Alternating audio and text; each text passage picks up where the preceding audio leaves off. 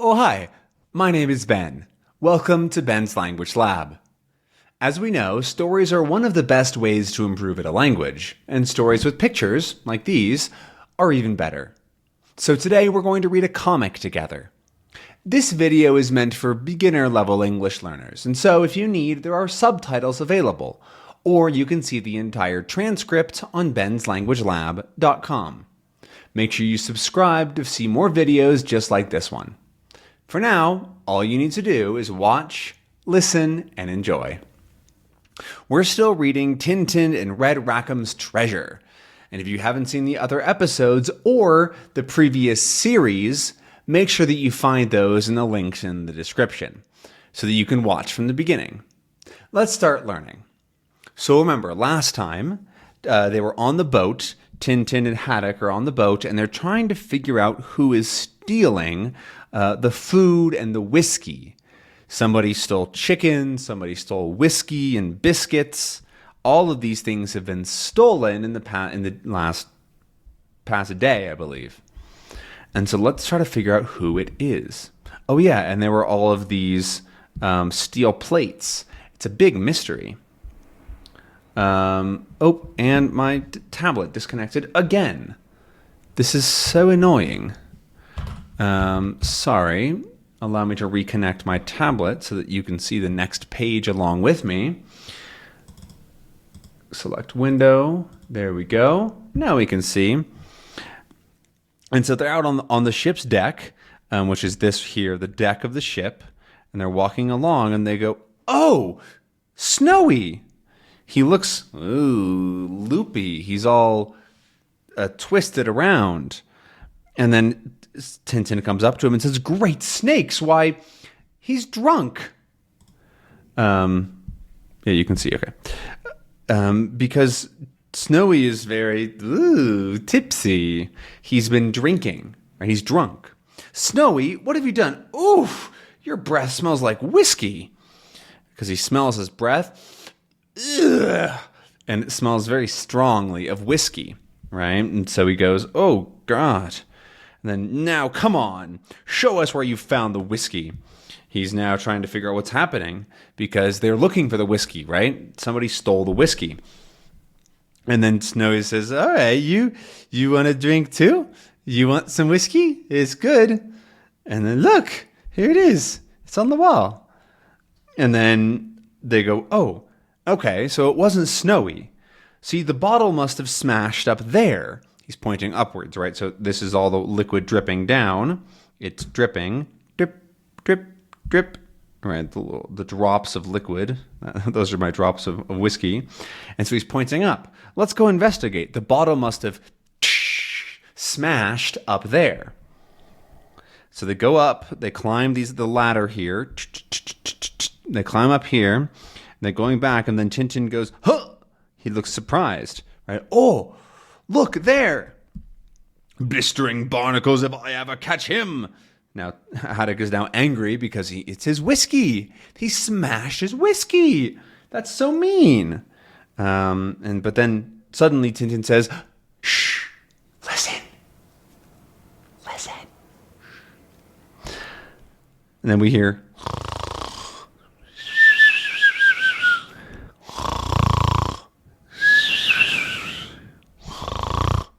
that's what the Z's mean in English. Snoring. That's called snoring. Right? That's called snoring. So somebody's in here snoring. "Someone is asleep in this lifeboat," he says. This is the lifeboat. If there's a problem on the ship, you can get on the lifeboat to save your life. "Impossible. The lashings are secure, at least." And so he's pointing at the boat, right? So this is the lashing, and so it's closing the ship. And so he's saying that it's impossible because somebody would have had to open the lashings, to undo the lashings in order to get in, but they're secure. That's what he's saying. But then on the other side, he goes, "Blistering barnacles! The lashings are free on this side. There's someone in this lifeboat." So on the other side of the boat, they have taken off the lashings. They've undone them so that they can get inside, right? Because it's held closed. So they open it together. Thundering typhoons. And then we see Professor Calculus sleeping soundly in the lifeboat with his box of biscuits. Billions of blistering blue barnacles. Get up, you, says Haddock, and he grabs him by the scruff of the neck, by the collar, and says, My whiskey! You wretch, what have you done with my whiskey? Thundering typhoons, answer me! Where's my whiskey? And then he says, I must confess, I did sleep rather badly, but I hope you will give me a cabin. Because remember, he's deaf. He can't hear very well, or at all. And so he's not actually hearing what Haddock is saying, who just wants to know where his whiskey is. But then he says, oh, I slept terribly. It's so uncomfortable. Will you give me a cabin, please? A cabin? I'll give you a cabin. I'm going to stow you in the bottom of the hold for the rest of the voyage. On dry bread and water. And my whiskey? Where's my whiskey? Let's see. There's some good words in here. So we have stow, which is very much like to store something, right? To put something away, to store it. But it's mostly used for cargo or things on a boat, a plane, something like that. So under a plane is often called the stowage because that's where you stow something. So in this case, putting stuff under the boat in a place for things is called stowing. The hold is a place where you might put stuff that you're stowing. It's basically just a room that holds stuff, essentially. It can be called the hold. Then a voyage is a trip on a boat, usually. You can also use it for a general trip or when you're going out on an adventure of some kind. You can call it a voyage, but it's mostly used for boats. And then finally, on, in this case, is a little bit interesting because he says that you'll be on dry bread and water. He doesn't mean literally on top of, right? So it's not like this is a loaf of bread and water, right? He's not putting them on there. But we talk about, we use the word on for things like a diet, right? So you'd say, I'm on a diet. I'm not eating carbs or whatever your diet is. I'm not eating sugar. I'm on a diet. And so when you can use that in a way to say that you're putting somebody on a diet by saying, I'm putting you on dry bread and water. Basically, you're going to survive on dry bread and water. That's what you're going to use to survive. So he's saying that he's only going to give him dry bread and water to eat and drink. He's almost a prisoner. He's going into the stow hold. He's going to be given dry bread and water for the entire voyage. Where's my whiskey? He says. It's on board, of course, he says. It's on board, heaven be praised, is what he says. Naturally, it's in separate pieces. In separate pieces? My whiskey is in separate pieces, he says. And so now it looks again like they might be talking about different things. Of course, it is a little smaller than the first one, but nevertheless, it was too big to pass unnoticed. So I had to dismantle it and put all the parts in, pack all the parts in cases, says Professor Calculus. So he's talking about those steel plates they found, right? He's not talking about whiskey. He's not talking about whiskey. He's talking about something else, right? It's a little bit smaller than the first one. Remember back several episodes ago, we saw his machine. But it was too big still. It was too big to pass unnoticed. And that's when something isn't seen or noticed, right? When it passes without being noticed, like he did up till now. So he had to take it apart. He had to dismantle it to take it apart and pack all the parts in the cases. He says, what about the whiskey of those cases? Tell me. Or is it still ashore? He says. He was talking about, he wants to know where his whiskey is, right? So where's all the cases that was in those, all the whiskey that was in those cases? Oh, no. It was the night before you sailed. The cases were still on the quay, ready to be embarked. I took out all the bottles that they contained and put the pieces of my machine in their place, is what he says. So now he's going back. A day ago, it was the night before. and all the stuff was still on the quay. I've never seen that word, but it must be like the boarding place. Ready to be embarked, which loaded to stuff to put on the boat. I took out all the bottles that they contained, and then put the pieces of my machine in their place. You wretch, ignoramus, abominable snowman, I'll throw you overboard. Overboard, do you hear? So now Haddock is very upset. His whiskey is not on board, and he's very unhappy. And the calculus says, "Thank you, Captain. Thank you very much. It's just what I expected from you. Such a kind welcome. You'll see. You won't regret it," he says. Of course, not understanding anything that Haddock says and assuming that he's welcome. And so he's going to go make himself comfortable. So we skip to a few days later. Some days later, we see the ship Sirius out here on the sea, sailing along.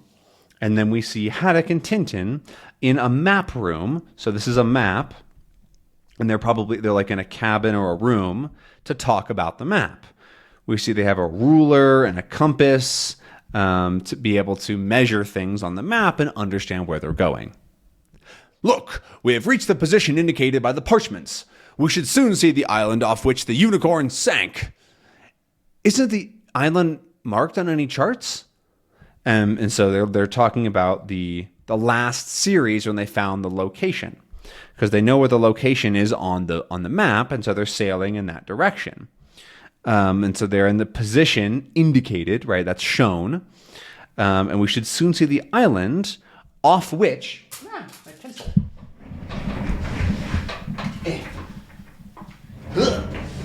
Just threw my pencil across the room. Here it is. And so the island off which this unicorn sank, right? So it sank near an island, and so they're going to go to that island. But then Tintin asks, "Is the island marked anywhere?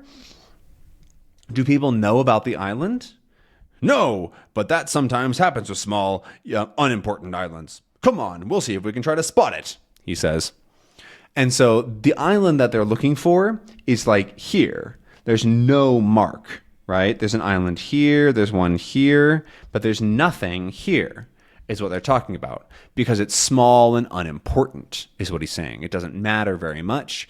And so it's not on a map. "Look, we'll try to spot it." So they get out their binoculars. These are called binoculars. And they are looking for the island. "I can't see anything yet. Can you?" "Nothing." So they're looking around. "Can you see anything?" "Not yet, but there's a bottle of champagne for the first one to sight land." And so they all start looking. Binoculars. Some of them are just covering their eyes with their hand to look and squint. He's also got some binoculars. "Over there," he says and shouts and points. "Where's the island? I can't see anything." "It was, Captain, a shark. I know it was. I saw one. I really did." And so, of course, he doesn't know what they're looking for. He's looking for a shark. Doo-doo, doo-doo. Right, the big raw beast that's going to in the ocean. A shark is what he found. Like a big fish, like sort of like this. Boop. Got a fin on top, some fins on the side. That's a shark. But he didn't see it land. He's not very helpful. And so they keep looking. They're on the top here, the upper deck, looking around with their binoculars, with their eyes, looking for the island. "Still no sign. It's very strange." "What's the name of the island?" says one of the Thompsons. "How should I know? It's not marked on any of the charts." A chart is just a map for boats. Just a different word for some reason. Same thing, though. It's a map for boats. "Oh, but are you sure we're near it?" he asks. "Positive. I plotted the position yesterday at noon," is what he says. So they should be close because he worked on it. He plotted it. He found where it was, and he set them in that direction. Yesterday at noon. They should be here by now. "Yes, I see, but suppose you made a mistake in your calculations," he says. And that makes Haddock angry because he goes, "A mistake?" right? You did something wrong in your calculations when you were looking at the chart and going, okay, we're here, we're going to go there. Yeah. Oh, so I made a mistake in my calculations, did I? All right, they're on my table. Go and check them. Yes, you. Now, go on, check them, he says, is what he's saying. Because he doesn't think he made a mistake. And instead, Thompson is being ridiculous. And so he's saying, you go do it. You go check them. They're on the table. And then the man says, Calculus says, tell me, Captain, was it a fish jumping out of the water just now? No, it was a grand piano, he says, because the man saw something jump out. A fish, probably. So he asks, was that a fish? And then Haddock is upset and says, no, it was a piano. It wasn't a piano, obviously, but he's being sarcastic, right? It's not really a piano, but it's a dumb question, he thinks. Of course it was a fish. We're in the ocean, is what he says. But then he says, I didn't think it could have been a fish, as if he believes him. And so then a few minutes later, the Thompsons come back and say, you must forgive me, Captain, but there really is a little mistake in your calculations. Look, this is where we are exactly. You are right, gentlemen. Or you are right. I made a mistake. Gentlemen, please take off your hats, he says. So he's saying that you're right. I made a mistake. Now, take off your hats, please. And then, why must we take off our hats, Captain? Shh, he says. And so they have their hats off. He's praying. He's thinking. He's praying. He's telling them, shush, be quiet. But Captain, now tell us what you mean. Now, he says, looking at his hat and then looking back at them. I mean, gentlemen, that according to your calculations, we are now standing in Westminster Abbey. Because they tried to do the calculations. They tried to do it, and Westminster Abbey is in London, I think. Yeah, it's in London, which is not in the middle of the ocean. And so they are very wrong. Very, very wrong, is what he's saying. You two are ridiculous. You have made a humongous mistake. We're not in London, you idiots. We're not in Westminster Abbey. Ridiculous. And so they both are upset, and they put their hats on, and they march away. And then he says, thousands of thundering typhoons. Where's that miserable island got to? He's very upset. Where's the island? They're looking for the island, and they can't find it. And then they're on the boat. They're looking out over the ocean. And Haddock goes, I'm beginning to think Sir Francis Haddock was pulling our legs. He's very upset because it doesn't seem to be there. To pull someone's leg is to play a trick on them, a joke, right? And so if you say, there's treasure here on this island, but the island doesn't exist, that's a bit of a joke. And so he's pulling their leg, maybe. And then Tintin says, I'm beginning to think so too. It feels like a joke. We'll soon see. It's almost noon. We'll take a sight. I'll go and fetch my sextant. And so, really quick explanation here. At noon, when the sun is directly above, so the sun is perfectly up in the sky, right? So the sun starts in the west. It goes up in the sky and then down. So at noon, the highest point, you can take a reading. And so you can call that a sight. And they're going to try to figure out where in the world they are. Because they don't have phones. They don't have a phone that says, you are here. They have to figure it out themselves with the sun. And so a sextant is a device that you use to look at the sun and the horizon and other things to figure out with math where on Earth you are. And so he's going to grab his sextant. They're going to figure out where they are so they can figure out what's wrong with the island or where it should be. However, that's all the time that we have for this episode. I hope that you enjoyed and maybe learned a little something new. Make sure that you're subscribed to the channel and comment below with how it went. What did you learn today? And remember, transcripts for everything are always on benslanguagelab.com. I'll see you in the next video. Have a good one. Bye.